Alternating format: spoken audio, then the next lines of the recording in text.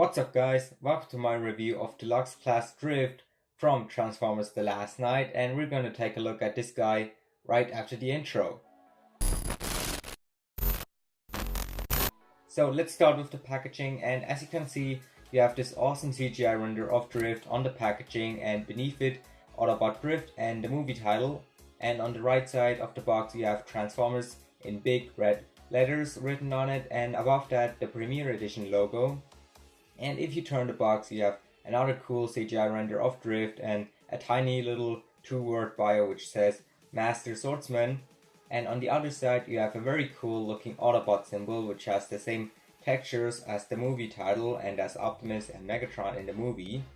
And you also have Transformers on it and Deluxe Class at the bottom, and on the right you can see a bit of the CGI render on the front which goes around the corner, which looks really cool. And yeah, there's nothing special on the bottom of the packaging, but on the top we have some Cybertronian writings and CGI renders of Bumblebee, Optimus and Drift, which look great. And on the back of the box we have a CGI render of the toy in robot mode and vehicle mode, and also a look at two other deluxe figures from Wave 2, Steelbane and Squeaks. And for me, the head looks weird on the CGI render of the toy, but I would have preferred it if they had used actual toy photos instead of CGI renders. So that's enough for the box, so let's take a look at Drift himself. And starting off with Drift's vehicle mode, you can see that he transforms into a black Mercedes-Benz AMG GTR, and he looks really cool. And he also has some colors in vehicle mode, like the red stripes, which unfortunately don't go all the way to the back, and he has red rims. No paint on the back, but you can see the molded in details like the lights, the license plate and the Mercedes logo. And he also has a spoiler, and again not painted. And on top of the hood he has some molded in details, and at the front he has painted headlights. And as you can see, the colors came off a bit on mine, but we have some great silver paint on the grille and on the Mercedes logo, which looks really cool. And on the roof he has a little Autobot logo. And that's pretty much it for the vehicle mode. He doesn't have a lot of paint, but that's not a big problem since the vehicle mode in the movie doesn't have a lot of paint either. But it's not a problem in vehicle mode, it's a problem for the robot mode, but we'll talk about that in a minute. And as you can see, underneath the car you have his two swords and pretty much the whole robot body. And one thing that I found out is that you can also store his two little swords in vehicle mode. If you go to the back, you can look through the back window and see the swords, and you just have to lift the back section of the car up to get them out or to put them back in. And it's cool that you can store all his weapons in vehicle mode. And yeah, overall I really like his vehicle mode, but my biggest problem with the vehicle mode is that the panels don't always line up very well.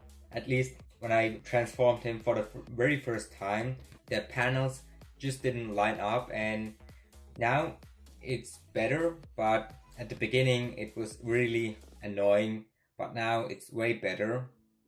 But that's my biggest problem in vehicle mode, and other than that it's a great vehicle mode. So yeah, let's transform this guy into his robot mode.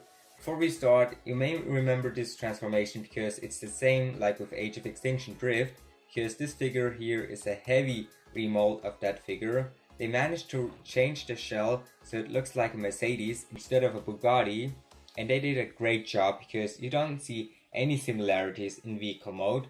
And the only transformation difference is that the front of the car became the upper body of the Age of Extinction Drift, and that the back of the car becomes the upper body on this Drift.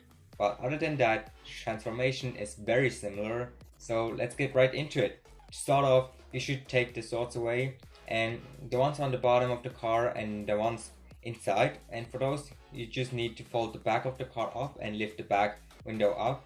Once all the weapons are out, you can grab the door by going underneath it and pull it out, and it will form the arm. So you pull it out and fold the doors back, and it reveals the arm and covers the tire on the shoulder. And by folding it back, it also reveals his samurai armor. You do that on both sides and you have his arms ready to go. After you have the arms, you just push them back so they are out of the way, and then you go to the front of the car and split it. That also releases the hood of the car, which you can fold up, and once it's folded up against the windshield, you can take the top section of the car and rotate it and just place it over the hood. You can't really fix it anywhere, so you just have to leave it there. And moving on to the legs, you rotate the grille so his foot flips out, and then you rotate the front wheel section back till they stop so they're on this angle, and you do the same thing on the other side. And once you're done with that, you can just turn them around, get the legs into position, flip the arms down, and tack the top of the car to his back on that pin. And that pin also works in vehicle mode to hold the top. Once that's done, you have Deluxe Class Drift in his robot mode, and he looks really cool in robot mode. You can give him all his weapons, and if you want to, you can store all the weapons on his back, even though the tabs for the big swords aren't that good at keeping them in place. So that's why I always have him holding his big swords and have his little swords on the back. And the swords are also made out of this soft rubber, and some people had complaints about it, but I personally didn't have any problems with it. And Drift has a lot of details on him, and especially the head looks really cool, but I wish he had more paint because he's mainly red, and if you have seen the film, you know that he's mainly black, so it would have been cool if he had more black paint on him. But I think they changed his color in the movie at the last minute, because the CGI render of him looks more like the toy instead of the way he looks in the movie. But anyway, he still looks awesome, and you can move this guy around because he has a lot of movement. The head is on a ball joint and can move around and could do a 360-degree turn, but that's a bit tricky, but possible because of this little plastic, I don't know, pin thing, ring, which goes around the back of his head. But it's possible, and the arms can rotate 360 degrees, move in and out, and the elbow bends at a 90 degrees angle, and he can rotate the upper arm, and he has the gorilla arms which can swivel in, and his shoulder armor can also move out, so you have a lot of articulation in the arms, and he has ratchet joints for the legs, and you can move them back and forth, but not that much because the leg armor pieces don't allow it unless it's rotated, and you could rotate the leg 360 degrees, but it's tricky. But like I said, with the head it's possible, and you can't move the leg back that much because of the backpack, and you can't really do anything about it because you can't take the backpack off. And the knees have a good amount of movement, and they're also on ratchet joints, and the feet and the side pieces can move around, but that's because of the transformation. Overall, this guy has some really good articulation, and you can get some cool poses out of him. At the end of the day, Drift is a really cool figure, even though getting him into vehicle mode is sometimes really annoying, and he could use more paint in robot mode. But other than that, he's a really fun figure, and I never had the Age of Extinction Drift, but I prefer this Drift because he looks way cooler now, even though it's the same robot mode with a different vehicle mode, and that's also how it was in the movie, so in that case it's movie accurate. So guys, if you haven't picked up the Age of Extinction Drift, then you should definitely pick this guy up, but if you have the Age of Extinction Drift and are happy with it, then you can wait till the prices go down, because the Last Night figures are quite expensive, or just stick with the Age of Extinction Drift. So guys, I really hope you enjoyed this review, because this is my very first toy review, and I also tried to make it cinematic.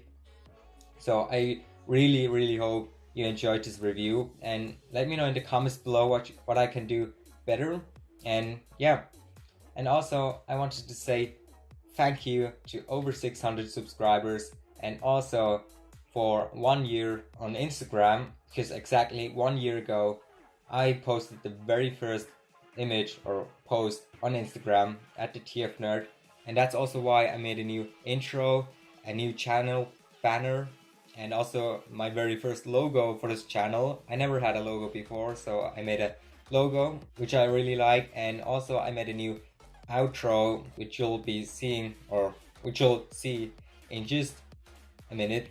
And yeah, guys, thank you so much for 600 subscribers and for 1 year on Instagram. And yeah, as always, if you enjoyed this video, hit that like button, and if you want to see more, hit that subscribe button to see more. And also follow me on Instagram at the TF Nerd and on Twitter at the TF Nerd. And yeah, let me know in the comments below what you think about the new design. And yeah, I see you next time. Bye.